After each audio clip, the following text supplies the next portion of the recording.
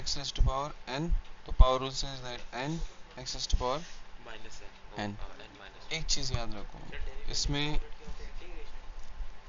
वो भी तो नहीं है ना, है, आगे है, इधर देखो, वो नीचे पावर ऐड कर इसमें एक चीज याद रखो, this should be always variable and this should always be constant. अगर वेरिएबल टू वेरिएबल है उसका डेरिवेटिव डायरेक्ट इस तरह नहीं हो सकता, उसके डिफरेंट मेथड्स हैं. सो ये जो पावर रूल है इम्प्लीमेंट कब होता है, जब बेस वेरिएबल और पावर क्या हो, कांस्टेंट. हाँ, समझ आ गई. So it can be x raised to power 100, so 100 x raised to power 99. This is power rule, straight forward. ये डेरिवेटिव है ना, रेट ऑफ चेंज आ जाएगा. अगर ये नहीं, कैलकुलेटर से नहीं लिखा, अगर ये डिस्टेंस है, वो है फंक्शन है, क्या फंक्शन है, डिस्टेंस, तो velocity function will be just 100 x to power 90, उसका डेरिवेटिव डायरेक्ट. अगर आप वो फार्मूला भी यूज करोगे ना, आंसर यही आएगा, तो जो हमने फर्स्ट प्रिंसिपल फार्मूला यूज किया. इसका आंसर सेम आएगा. नहीं, ये आपको डिस्टेंस दे रहे हैं, ये आपको क्या दे रहे हैं, वेलोसिटी. ऑफ कोर्स डिफरेंट है. हाँ, इसका दोबारा लेंगे फिर एक्सेलरेशन, तो उसका लेंगे ग्रेविटी, फिर ग्रेविटी को 99 9900 88 98. 9900 मल्टीप्लाई होगा आपके. हाँ, ऐड नहीं करना, नीचे आता है मल्टीप्लाई होता है. Suppose I have x raised to power 5, तो क्या हो जाएगा 5x 4 20x 3 60x 2 120x 120. x का डेरिवेटिव क्या आएगा, क्यों, क्योंकि उसका पावर क्या है 1 है, 1 नीचे आएगा, 1 से 1 माइनस करोगे 0, x raised to power 0 1, तो डायरेक्ट आप 1 लिख सकते हो. x का डेरिवेटिव सिंगल कोई भी वेरिएबल होगा उसका डेरिवेटिव क्या आता है 1, क्योंकि इजी हो जाओ, वो तो अभी करेंगे. अभी समझ आ गई, इधर समझ आ गई, डेरिवेटिव पावर रूल की समझ आ गई. अब आसान है.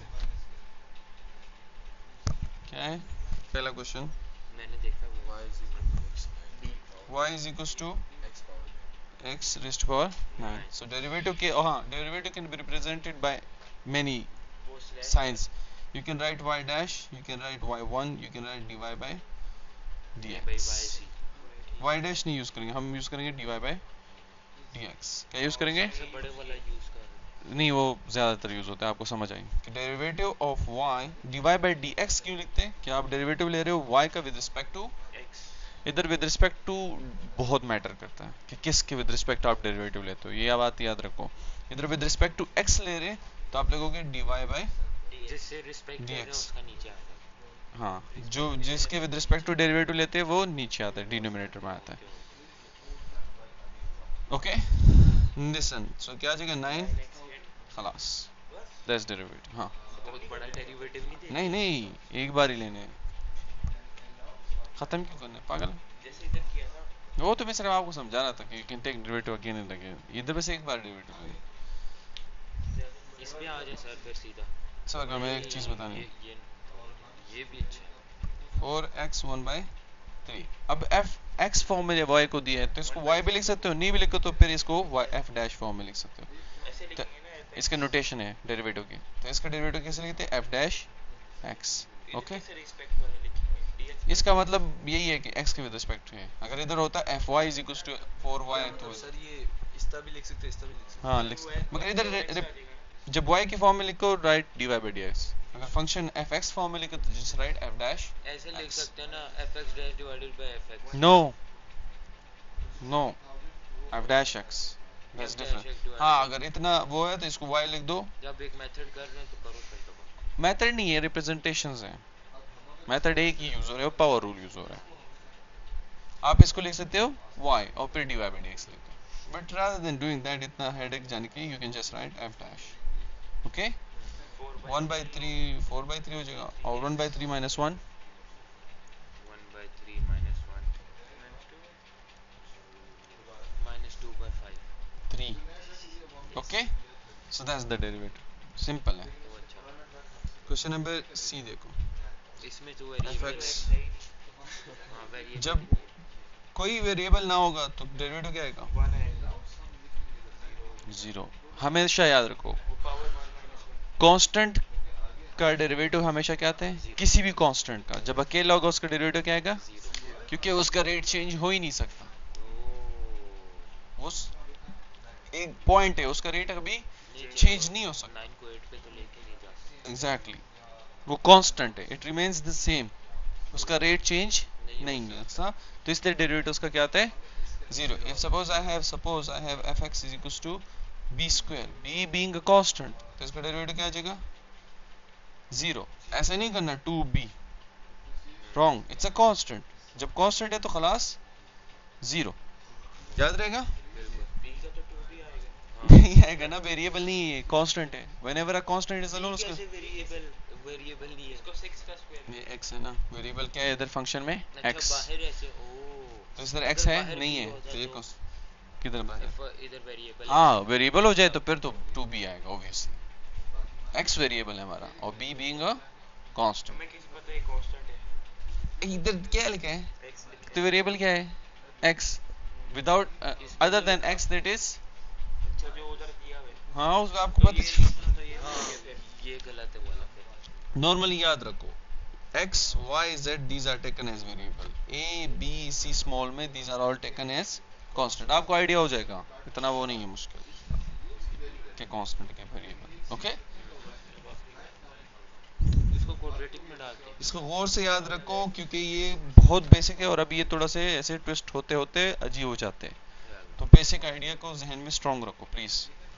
पहला थर्ड क्वेश्चन है, फोर्थ, 6x क्यूब हर उसका 3x क्यूब, हाँ हर टाइम का जब ऐसे फंक्शन ऐड हो रहे हो उसका हर एक का इंडिविजुअल होता है, this is function f dash x, मतलब मैं डेरिवेटिव ले रहा हूँ, इसका डेरिवेटिव हो जाएगा 16 to 18 स्क्वायर, 3 6 18 होते हैं ना, अच्छा 3 नीचे जाए मल्टीप्लाई 2 2 6 6 वो 0 आ जाएगा -0 क्यों जीरो, आएगा ना कौन वो सा ये वाला ओके, 2 - 1 ये एक रह जाएगा और 0 0, तो आप लिख सकते हैं 18 x square square plus 6, 6 so that's the derivative of this, हाँ स्ट्रेट फॉरवर्ड, कोई कॉम्प्लिकेटेड नहीं है,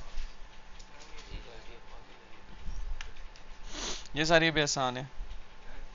ये अंडर रूट है, फर्क तो नहीं पड़ता 1/2 लिख देंगे ना उसको हाँ और उसको डेरिवेटिव, एक कर लेते हैं लास्ट क्वेश्चन नंबर होल की पावर नहीं आ जाएगी वो तो मैं डायरेक्ट कर लेता हूँ, पहले का डेरिवेटिव क्या आ जाएगा, इसका 0 आएगा एक्सीलेंट, ये सब कुछ कांस्टेंट है तो इसका डेरिवेटिव क्या आएगा, 0 क्योंकि x है ही नहीं वेरिएबल, सो ये क्या हो जाएगा 0।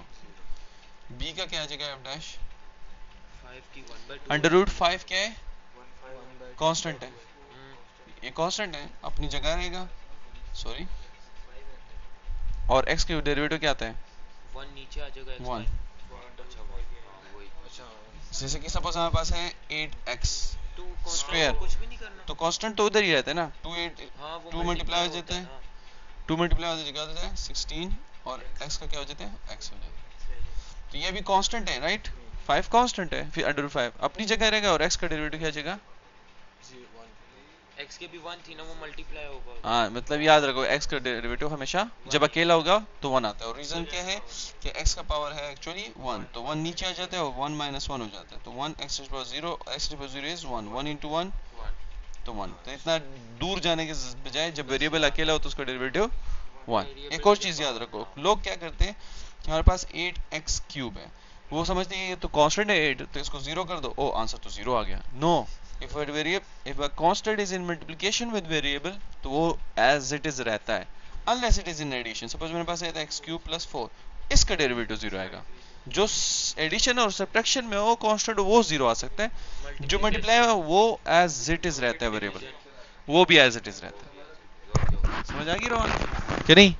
आगे ओके बाद में मैं बताऊंगा तुझे, आगे ये इजी, अगला तेरा ही होगी बात f dash x of 5 constant है बिल्कुल अपनी जगह रहेगा, और 1/2 तो वो नीचे 1/2 और 1/2 माइनस 1, तो क्या आ जाएगा 5/2 क्यों इतना सॉल्व करना माइनस 1/2, बस इतना आ जाएगा। ओके क्वेश्चन नंबर डी देखो, ये है थोड़ा दोनों पे इस दोनों पे पावर क्या है, 1/2 तो 1/2 नीचे आ जाएगा, ये चेन रूल है, ये मैं समझा देता हूँ, वेट।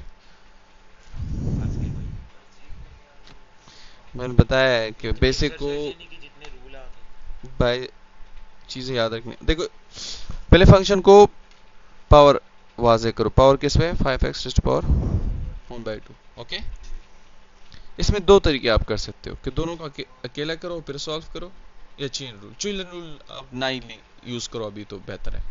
चेन रूल जब आगे आएगा तो बल्कि आगे क्या आएगा, ये आ गया। क्या गंदे सर, इधर यही कराएं फिर फिजिक्स पढ़ते हैं। इसको सेपरेट कर दो तो क्या हो जाएगा? 5 1/2 एंड x टू पावर 1/2। ये कांस्टेंट है अपनी जगह, जब डेरिवेटिव ले रहे हैं ये अपनी जगह आ जाएगा, और इसका 1/2 x माइनस -1 1 -2 तो -1/2 है।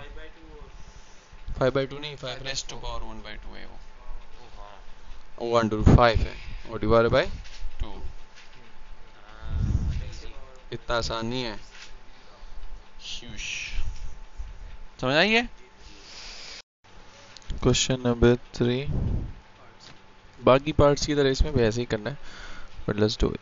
आसान है, इतना मुश्किल नहीं है। पार्ट्स हमारे पास क्या है कि हमारे पास फंक्शन है f(x) equals x square x cube whole cube, या तो इसका होल क्यूब फार्मूला ओपन करो, which is a plus b whole cube. So वो क्या आता है? a cube 3a square b plus 3a b square plus b cube 6 4 और 3 add हो जाएंगे ना, 7 2 3 are 6 2 8 3 3 are 9। ये हमारे पास फंक्शन है। अब डेरिवेटिव लो, कोई सेम तो नहीं है ना? नहीं है, तो f डैश x उसको ऐसे लिख देना 3x 7 x, पहले वो मल्टीप्लाई होगा फिर ऐड होगा। क्यों करना है? ऐसे नहीं करना बस। जरूरत ही नहीं है। डेरिवेटिव लो, f डैश लिख दिया मतलब डेरिवेटिव लेना है। तो इसका आ जाएगा 6 6x5 21x6 24x7 9x8 बस। Got it? So ये माइनस में कैसे करेंगे? नीचे ले लो। नहीं, इधर ही कर लो पावर पावर भी माइनस। तो इट्स ओके। अच्छा वो माइनस मल्टीप्लाई होगा, -24 आ जाएगा ना। हाँ, जल्ला खैर देख के जिसको लात मार दिया ना। चलिए आज आगे चलेगी। हाँ, आज मैंने पहले बनाई कि बचत हो जाए। कुछ नहीं सर, आपके नसीब में नहीं थी चेयर। बस नहीं थी बिल्कुल। इसको मैंने दोबारा लिखा है फंक्शन को, just so that I can write. हाँ, इसको पावर फॉर्म में। ओके, अब डेरिवेटिव लोगे, माइनस माइनस प्लस 24 आ जाएगा। 8 4 8 3 24 तो minus minus 24 x minus 8 minus minus 9 -1 होता है। अलाई को -1/2 हाँ ना, -1 x की पावर और इसे 1 माइनस हो जाएगा, -1/2 तब आ जाएगा 2 2 कट जाएगा, सॉरी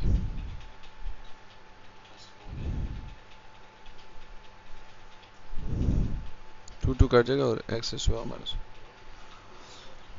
इसका तो आंसर 0 आना चाहिए। हाँ जैसे कहे ABCD कांस्टेंट का डेरिवेटिव 0 नहीं आता आता है, बट जब वो अकेले, जब अकेले। ये अकेले नहीं मल्टीप्लाइड है वेरिएबल्स के साथ, then it stays as it is. खाली D 0 होगा फिर, और ये 0 ये 1 हो जाएगा हाँ, x। बस इनका आंसर निकले पहले तो वो आगे आ जाएगा तो 2 और 3 तो हमारे पास आ जाएगा 3a स्क्वायर 2bx वो 0 हो जाएगा। और ये 0 अब इसको भी तो C है सर, a को भी 0 कर दे सर। ऐसी है। हैं फिर क्या हो गया? हाँ ना, x का डेरिवेटिव 1 आता है। 0 वो 0 है। ओके सो फार सो गुड सर आखिरी भी हो जाएगा, सेमी पावर 24 23 हो जाएगा 23 हो जाएगी, ये खुद कर लें 24 पे फिर मैं चेक कर लूँ अभी dy/dx। ये तो वो है जो स्टार्टिंग में बस इसकी वो फॉर्म चेंज करके ये सारे डेरिवेटिव ही है बस बट ये डिफरेंट नोटेशन से रिप्रेजेंट होता है ये इस नोटेशन से किससे रिप्रेजेंट करते हो मैटर नहीं करता डेरिवेटिव लेना आना चाहिए आपको जब y है तो हम भी right dy by D x F x तो एफ डैश एक्स लिखते हैं हम लोग ओके उससे इतना कोई फर्क नहीं पड़ता इसके ऊपर ले आएंगे ना, -1/2 हो जाएगा ये। इसमें हाँ हमारे पास है y equals x 2 x to power 3/2 by under root x right 3/2 actually there is a rule which is called quotient rule division rule है but आपको नहीं सिखाएगा इधर 2.5 तो हम नहीं यूज़ करेंगे हम इनको सिंप्लीफाई करके कर लेंगे which is कि इसका तो 1 आ जाएगा डेरिवेटिव। नहीं कर सकता अभी क्योंकि सब कुछ मल्टीप्लाई डिवाइड हो रहा है पहले सिंप्लीफाई करना पड़ेगा इसके ऊपर ले उसके हो जाएगा -1/2 अब इसको मल्टीप्लाई ये इसके साथ मल्टीप्लाई होगा तो इसका पावर 1 है और -1/2 1/2 हाँ और इसी तरह इससे भी 1 से -4 है वो 1 पॉजिटिव। ये इसके साथ मल्टीप्लाई होगा तो पावर ऐड हो जाएंगे तो 1 -1/2 इसके साथ मल्टीप्लाई होगा तो पावर ऐड हो जाएंगे तो x 3/2 -1/2 इसका पावर ऐड होगा इसके वो साथ x पावर 1/2 तो आपके पास आ जाएगा x raised to power 1/2 और ये भी सब्ट्रैक्ट होगा तो क्या आ जाएगा 1 यानी 1 आ जाएगा x का पावर क्या आ जाएगा 1 अब इसका सिंप्लीफाई हो गया अब डेरिवेटिव डेरिवेटिव इसका तो dy by dx dy by dx का मतलब है derivative of function y with respect to x so 1/2 -1 करना है 1/2 से तो -2 और x का डेरिवेटिव क्या आता है सो ये आंसर है आपका 1/2 उसको पॉजिटिव करने के लिए नीचे भी लिख सकते हो कि 1/2 under root x just normally हम नोटेशंस पॉजिटिव लिखते हैं ना तो उसको नीचे ले आओ तो अंडर रूट एक्स हो जाएगा so that's तो भी ऐसे ही होना है ये स्लोप स्लोप इसमें देखो दोनों मल्टीप्लाई हो रहे हैं there is a rule which is called product rule but as we haven't learn that हम पहले इनको मल्टीप्लाई कर लेंगे और फिर हर एक का डेरिवेटिव ले लेंगे same goes there so you do this and then show it एक करा दे इसमें से नहीं कर लेंगे यार चलो कुछ नहीं होता एक कर लेते हैं C1 just for the sake of the video okay sir आवाज आ रही होगी I hope so blue light चल रही है ब्लू लाइट नहीं है बस रेड नहीं होनी रेड नहीं होनी चाहिए रेड लाइट नहीं है ना ग्रीन लाइट मल्टीप्लाई करो 4 7 आर 28 क्या होगा 28 x 4 4x cube 21x square 3x कुछ भी अब नहीं होता तो dy by dx डेरिवेटिव ले लो 4 into 28 4 into 28 तो माइनस करके जो मल्टीप्लाई कर रहा है गलत कर रहा है बार बार कर रहा है